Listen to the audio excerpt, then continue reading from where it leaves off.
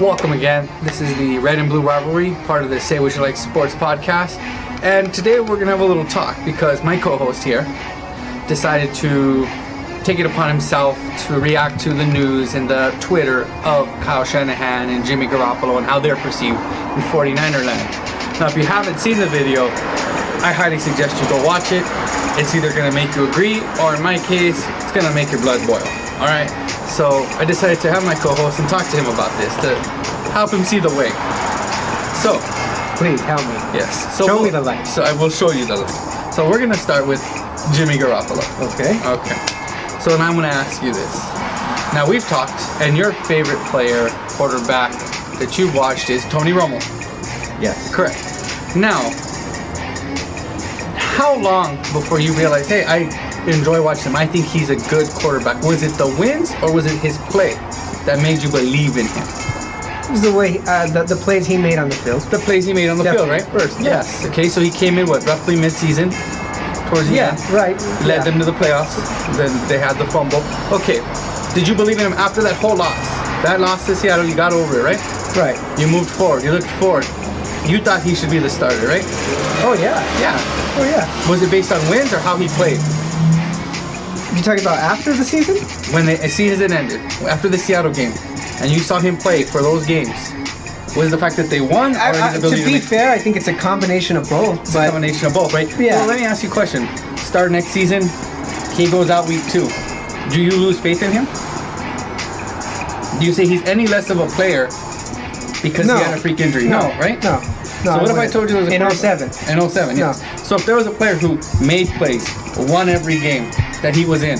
Now, he can't help, first of all, he can't help, just like Romo, he couldn't help where he was behind. He could have stepped out of bounds. Huh? No. I'm talking about he couldn't help his starts. Okay. People talk about, like, oh, he's 5 years. He hasn't played 5 years. He sat behind. No quarterback was going to unseat the guy he was in front behind him, and Tom Brady. Right. Okay, so then you have to look at it like that. So all those years, he's 5 years in the league. I understand that age-wise. I don't understand that as a knock. He was behind the GOAT.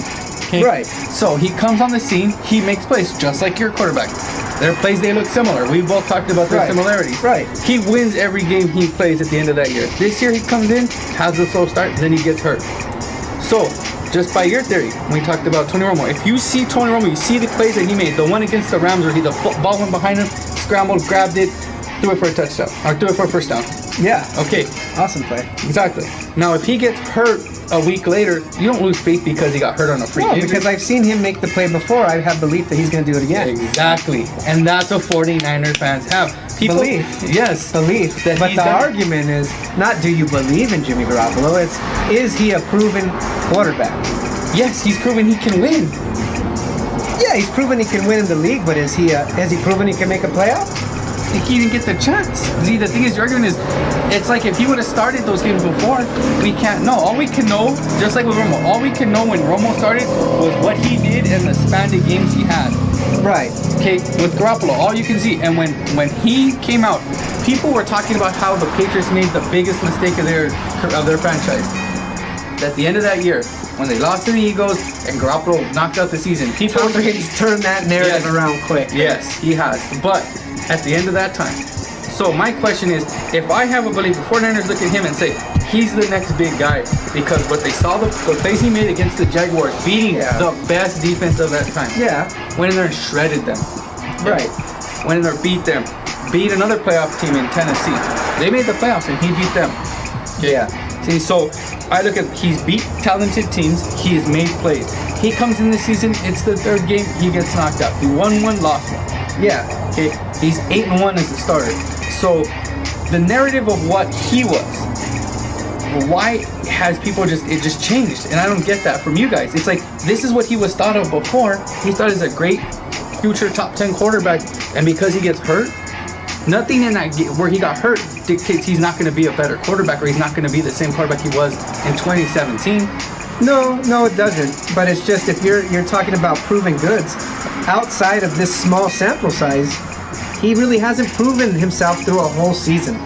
So for me, if you're going to have playoff expectations, if you're going to have Super Bowl expectations, then hey, show me that you can get to the dance before claiming you're the prom king. I get you on that. But we're not talking about wins. We're just talking about him as a vacuum. If he's the great quarterback, if he is what he was. He's a great Jimmy Garoppolo. I'll say it on camera. Jimmy Garoppolo is a great talent. He reminds me very much of Tony Romo. Eastern Illinois quarterbacks, quick releases, know how to spin out of pressure, get outside of the pocket, make throws on the run. But the one thing still remains true: Jimmy Garoppolo's unproven. Fair enough. Well, this year, I think he'll settle that. This is by the end of 2019. Can we agree? We'll know. It'll be settled. Yes. Now, we move on to the head coach, and the one you took, and I took personal offense to your blatant disrespect of Kyle Shanahan. Just the disrespect. No, Kyle Shanahan. Oh yeah, that guy. That guy, yes. All right. One of the best offensive minds in the league today. Okay. So. Now, people talk about Kyle Shanahan and they overrate him like this is his 8th year. He's going into his 3rd year. His 3rd year. His first year, that was a joke. That roster they had to completely re-tear that Every roster. coach deserves a pass for their first year. Okay. Except for Wilkes. Oh, yes. No one gave that dude a pass. Poor guy. But when you look at it also, and what you have to think about too is, much like we used to talk about, every time we used to talk about Jason Garrett after he went 8-8 and 8-8 and 8-8, and I go, if he goes 8-8 again, dude, you got to get rid of him, right? And one of your caveats was, it depends if they're healthy. You didn't call for his head after they went 4-12 when Romo got hurt, right? No, I didn't. Why? Because I love Romo. Okay, but why? And I believed, like the rest of the Cowboy Nation, that Romo was going to return to health and lead us back to the promised land. Okay, but he wasn't there. Shouldn't Garrett have done better? Shouldn't he have produced? Yeah, he should have had a plan in place to have a decent backup quarterback to win us a couple of games. Okay, so should he have been fired though? I don't think that's a hanging offense. Okay, so why is Kyle Shanahan now the dumbest mind in the NFL? I don't think I said he was the dumbest mind in that video. I've seen some stuff. I'm taking liberties with that video now. You had your video. Taking liberties with this video. I don't remember saying that. Okay. Here is the rule, and I think you'll agree with this in any walk of life. We judge a person by what their peers say about them. When we get a guy, that goes a long way. In anything, any walk of life, even drinking. Oh, that guy who's a serious drinker talks about that other guy who's a serious drinker. You know that guy drinks good. Okay, same thing. When you have the McVays, you have the Belichicks, you have guys who are in the Hall of Fame talk about Kyle Shanahan's acumen, his ability to draw up and scheme plays. Now, we're not arguing coach, because he's going to, just like Garoppolo, he has to prove he's a coach. But as an offensive mind, it's okay, in my opinion, for 49ers to look at that's one of the best offensive minds in the league. And for people to say he's not a genius, you have these guys like Grant Cohen, who is Bay Area Skip Bayless running his mouth. You know, it's BS. You know, Kyle Shanahan's consistently been able to do more with less. And just like, you know, Jason Garrett got a pass because half his team died. Look at the 49ers last year. You lose Garoppolo, you lose McKinnon. Riddled with injuries across the board. So, can we give him just one pass? I won't ask for another pass in this year. Oh, no. I think the bottom line on the 2019 49ers season is there are no more passes. You ran out of passes. Whether you're injured, whether you're hurt, whether your IR is filled with 20 names or one name, you gotta produce. You gotta get a double-digit win season in. In the end, that offensive genius has to amount to something. I give you that.